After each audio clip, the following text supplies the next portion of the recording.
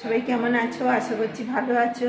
আমিও খুব ভালো আছি। Welcome to Bengal blogger Sonali. Welcome একটা নতুন ভিডিও নিয়ে।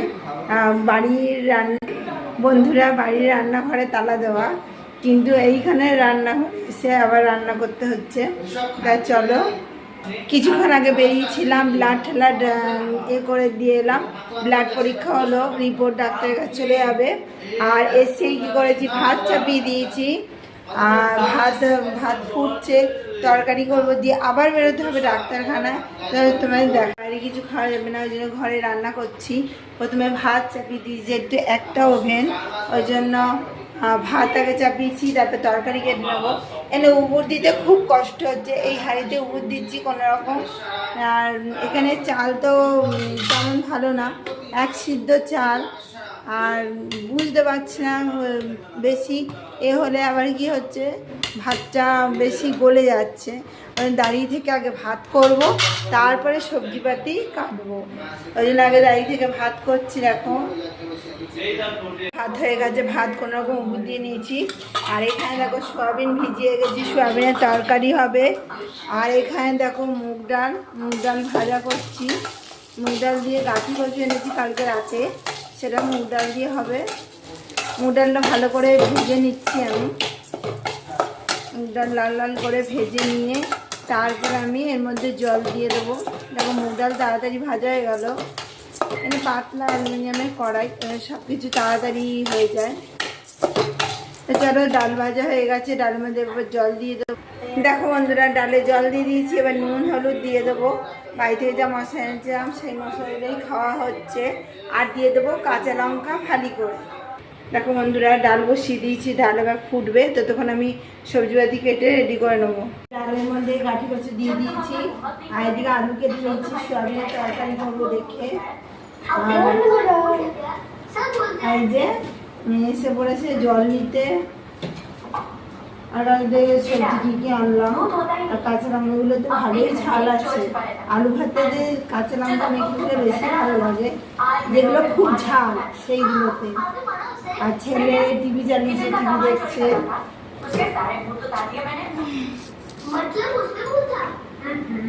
এই যে জল ভরছে, এই সবসময় ট্যাঙ্কি রেডি আছে, এক প্লেট করে জল খেয়ে ভর্তি করবে।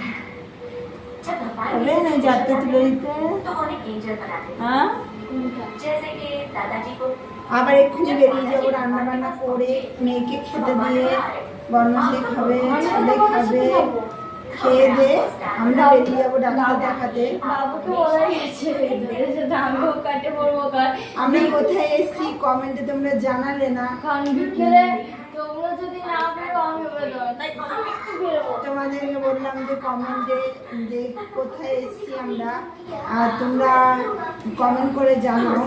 তোমরা জানাবে না, আমি বলছি আমরা ভেলো সিএমসি এসছি তামিলনাড়ু। এখানে ডাক্তার দেখাবো, প্লাস ডাক্তার দেখানো হয়ে গেলে একটু ঘুরবো, তিরুপতি যাবো, এইসব করে তারপরে আমরা বাড়ি যাবো। ওই জন্য আমরা তামিলনাড়ুতে এসছি, তামিলনাড়ুর সিএমসি। চলো আলুটা কেটে নিই। সমস্ত সবজি প্রচুর দাম। আলু এনেছি বন্ধুরা, আলু 1 কেজির দাম 30 টাকা। ডিম এনেছি, ডিমের দাম 1 ট্রে এনেছি, প্লাস্টিকের ট্রে দিয়েছে, ওটার দাম হচ্ছে 229 টাকা পড়েছে 1 ট্রে ডিম। আর চাল তো মানে আগুন ছোঁয়া দাম, 85 টাকা 70 টাকা এরকম দাম।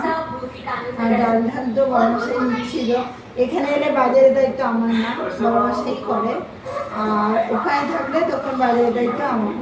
মুদিখানা বাজার করতে গেছিলাম, আর তোমাদের আর দেখানো হয়নি। এখানে এসে ছেলে চুল কাটলো, সেটাও তোমাদেরকে দেখিয়েছি। তা চলো আলু টালু কেটে নিই, দিয়ে আবার রেডি হয়ে বেরোনোর আছে। ঠিক আছে, সয়াবিন তরকারি করবো, আর ডাল হয়ে গেছে, ডালটা সোমবার দেবো।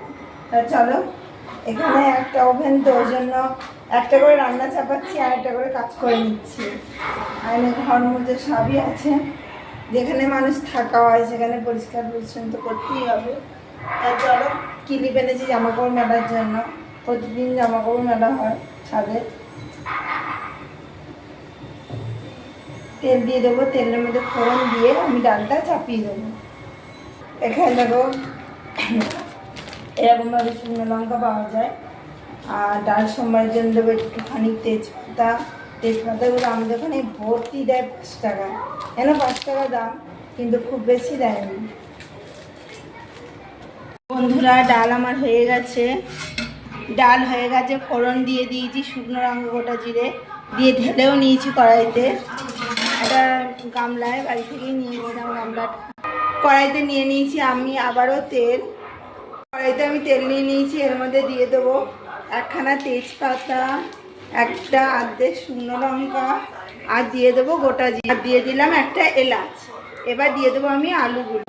দেখো আলুগুলো আমি কড়াইতে দিয়ে দিয়েছি। আলুগুলো ভাজা হলে তারপরে সয়াবিনগুলো ছেঁকে আবার দিয়ে দেবো। ততক্ষণ আমি মশলাটা রেডি করে নেবো। করেছি হলুদ গুঁড়ো, জিরে গুঁড়ো, ধনে গুঁড়ো এগুলো নিয়ে নেবো, তারপরে নুনটা নেবো। আলু প্রায় ভাজা হয়ে এসছে, সেজন্য আমি মশলাটা আগে রেডি করে নিই।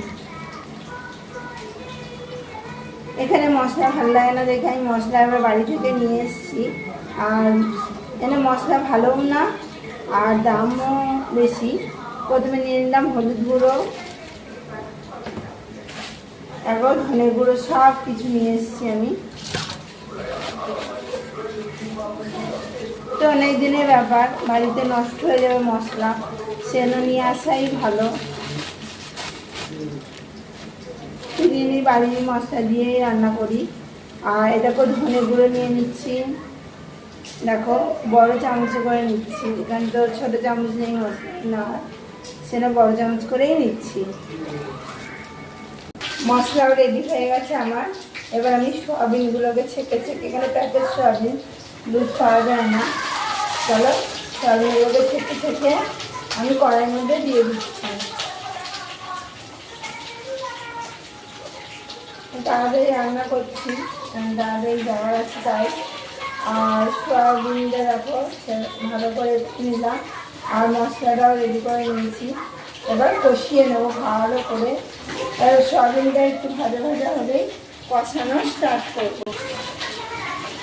মশলা আমার রেডি, আর এখানে আলু ভাজা হয়ে গেছে ভালো করে।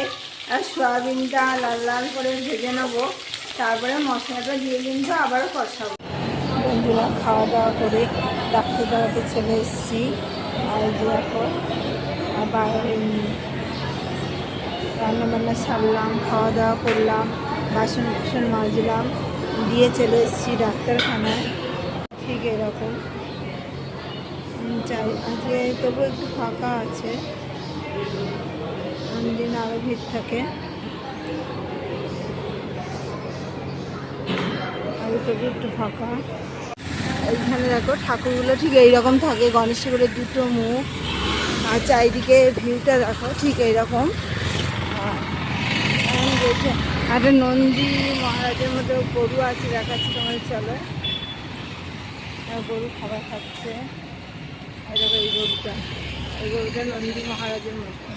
গরু প্রচুর আছে, হ্যাঁ ছোট্ট বাচ্চা গরু। চ কিচ্ছু করবে না, চ হয়ে গেছে। আর বাইরে বেরিয়েছি, চারিদিকে ভিউটা দেখো ঠিক এরকম। আর এখানে আমরা গেছি, সেখানে বিজয় থিলাপতি হচ্ছে সিএম, এই বিজয় থিলাপতি। এদিকে মন্দিরগুলোও দেখো ঠিক এরকম, পাহাড়ের ওপরে মন্দির দেখো। এসে সন্ধেবেলায় এখানে গরু দোয়াচ্ছিল, সেনে দেখলাম না, গরুর দুধ দোয়াচ্ছিল। 4টে গরু আছে দুধ দোয়ায়, একদম খাঁটি দুধ, ফেনা উঠে থাকবে সেরকম দুধ। তাই আজকে যেহেতু শুক্রবার দুধ নিয়ে এলাম, তাই চলো দুধটা তোমার দেখাই। দুধ জাল দিতে বসিয়েছি হাঁড়িতে, আর দুধ দিয়ে সিমের পায়েস করবো। কালকে সুজি কিনেছি, সুজির সঙ্গে সিমুই দিয়েছে একটা, তা সেটারই পায়েস হবে। আর এই যে দেখছো আরও বেলাতে কী কী রান্না করেছি তোমরা দেখিয়েছি। এই যে সোয়াবিনের তরকারি, তারপরে এখানে ডাল আছে, দেখিয়েছো তোমরা। ডাল, চলো দুধটা জাল দিয়ে রাখি, রাতের বেলা সিমের পায়েস হবে, আর সুজি হবে, আরও দেখি আর কি কি হয়। তা চলো দুধটা জাল দিয়ে নিই ভালো করে। এনে একদম খাঁটি দুধ। একটু বেরিয়েছিলাম দেখতেই পেলে। এখন রাতের বেলা চলে এসেছি আবার খাবার বানাতে। আজকে তো নিরামিষ দিন, তাই পরোটা বানিয়েছি। আর তার সাথে হবে সিমুইয়ের পায়েস। এখানে গরু আছে, এখানে প্রচুর গরুর দুধ দেওয়া এলো 4টে গরু, সে অনেকেই নিলাম আমরা। আর সেই গরুর দুধ দিয়ে হবে সিমের পায়েস। আর তার সাথে আলু চচ্চড়ি করতে বলেছে, সেটাও হবে। তাই চলো গোটা ভিডিওটা স্কিপ না করে দেখতে থাকো, আশা করছি ভালো লাগবে।